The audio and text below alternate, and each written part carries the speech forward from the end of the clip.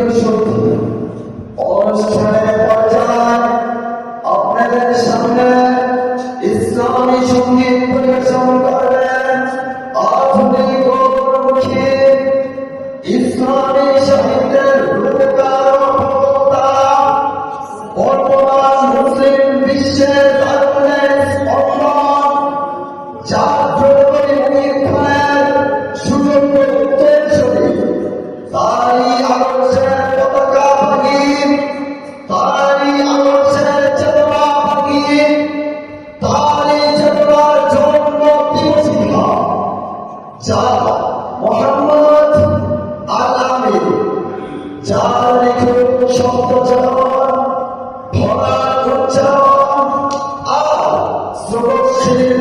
গরিময় সঙ্গীত উপস্থাপন আমাদের চেতনায়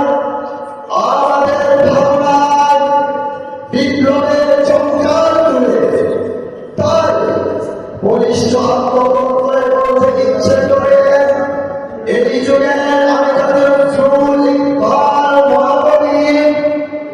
কারিম হাফেজ ফরিদুল্লাহ খলিফুর রশিদ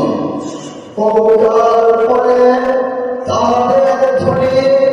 আমার কণ্ঠে বাজে তাদের